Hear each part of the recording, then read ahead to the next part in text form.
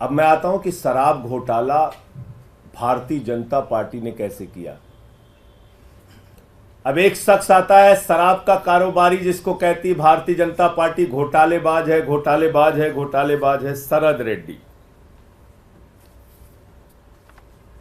शरद रेड्डी के घर पे 9 नवंबर को छापा होता है 2022 में। 9 नवंबर 2022 को छापा होता है और 9 नवंबर 2000 छापे के बाद इससे पूछा जाता है केजरीवाल जी के बारे में। ये साफ साफ मना कर देता है, कहता है मैं अरविंद केजरीवाल को जानता ही नहीं, उनसे मिला नहीं, उनसे मेरा कोई लेना देना नहीं। और इसके कुल 12 बयान होते हैं, 12 बयान। ध्यान से सुनिएगा, इसको बहुत जरूरी है, जानना जरूरी है कि दिल्ली के मुख्यमंत्री के खिलाफ कितनी बड़ी साजिश करके उनको गिरफ्तार किया गया। 9 नवंबर से लेकर इससे पूछताछ के दौरान इसको जो भी दबाव बनाया गया, इसने मना किया। फिर इसकी 10 नवंबर को गिरफ्तारी हो जाती है। 10 नवंबर को गिरफ्तारी हो जाती है और 10 नवंबर की गिरफ्तारी के बाद इसने कुल 25 अप्रैल तक, यानी कि 6 महीने इसको जेल में रखा गया। इससे बार बार कहा गया बयान दो केजरीवाल के खिलाफ, बयान दो केजरीवाल के खिलाफ, इसने नहीं दिया। 12 बयान इसने कुल दिया और 6 महीने के बाद जब इससे कहा गया बयान दो वरना जिंदगी जेल में सड़ जाएगी, बयान दो वरना जिंदगी जेल में सड़ जाएगी। अब वो कोई संजय सिंह तो है नहीं, वो शरद रेड्डी है, टूट गया। 25 अप्रैल को उसने केजरीवाल के खिलाफ बयान दिया।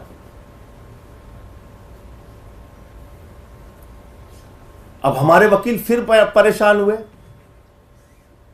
कि जिस व्यक्ति ने केजरीवाल के खिलाफ बयान दिया उसके 10 बयान को अनरिलायड डॉक्यूमेंट में ईडी ने क्यों डाल दिया। उन्होंने फिर कोर्ट में एप्लीकेशन लगाई, जांच के आदेश मिले। हमारे वकील गए, उन्होंने देखा, ईडी के दफ्तर में जांच के आदेश मिले, वकील गए, उन्होंने देखा, सारे 10 के 10 बयान पढ़े, वकीलों के होश उड़ गए। 10 बयानों में केजरीवाल का नाम नहीं और 10 बयान जो केजरीवाल का के खिलाफ नहीं थे उस पे ईडी ने कहा इस पे भरोसा नहीं, भरोसा नहीं, भरोसा नहीं। और जैसे ही उसने 25 अप्रैल को अरविंद केजरीवाल के खिलाफ बयान दिया, उसकी बेल हो जाती है, उसकी बेल हो जाती है। अब ये शरद रेड्डी, जिसको भारतीय जनता पार्टी कहती है ये शराब का घोटालेबाज है, ये शरद रेड्डी जिसको भारतीय जनता पार्टी कहती है शराब का बहुत बड़ा घोटालेबाज व्यक्ति है, ईडी कहती है शराब का घोटालेबाज है, उसको गिरफ्तार करती है, 6 महीने जेल में रखती है, केजरीवाल के खिलाफ बयान लेने के लिए बार बार कहती है, 10 बार वो कहता नहीं नहीं नहीं, केजरीवाल से कोई मतलब और रिश्ता नहीं। 10 बयान के बाद जब टूट गया और इसने केजरीवाल के खिलाफ बयान दे दिया, 6 महीने की जेल के बाद इसको बेल हो जाती है। ये शरद रेड्डी कौन है? असली घोटाला शुरू हुआ ईडी के जांच के बाद।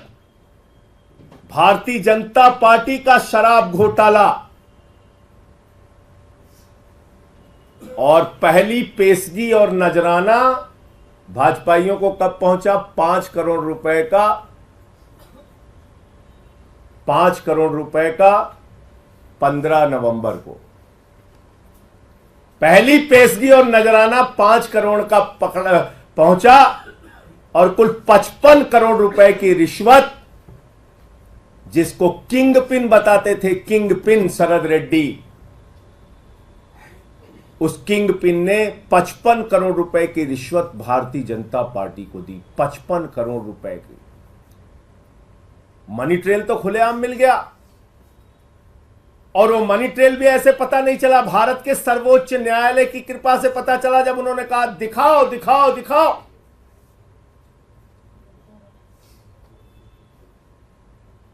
तो 21 मार्च को शाम को 6:50 पे मजबूरी में सारे डिटेल डालने पड़े वेबसाइट पे, बताना पड़ा कि ये शरद रेड्डी है शराब का घोटालेबाज, किंग पिन जिसको कह रही थी ईडी। और जैसे ही 6:50 पे भारतीय जनता पार्टी के शराब घोटाले का खुलासा हो जाता है, 7:14 पर मुख्यमंत्री के दफ्तर पे, मुख्यमंत्री के घर पे छापा पड़ जाता है। क्योंकि आप मीडिया में चर्चा करते हैं, आम आदमी पार्टी मुद्दा उठाती कि भाई शराब का घोटाला तो बीजेपी ने किया है। 21 मार्च को शाम को 6:50 पे इसका खुलासा हो जाता है। 55 करोड़ रुपए की रिश्वत भाजपा ने ली है, इस बात का खुलासा हो जाता है। उस खबर से ध्यान हटाना है, जनता का ध्यान भटकाना है। पहुंच गए केजरीवाल के घर और 7:14 पे छापा मार दिया। कहा गया ईडी के अधिकारियों को, जाओ जल्दी, वरना तो हमारा घोटाला खुल गया है तो बड़ा गड़बड़ हो जाएगा। और 2.5 घंटे की पूछताछ में जो 10 सम्मन दे रही थी ईडी, और हम कह रहे थे आम आदमी पार्टी को ये खत्म करना चाहते हैं, अरविंद केजरीवाल को गिरफ्तार करना चाहते हैं, वो बात सच निकली और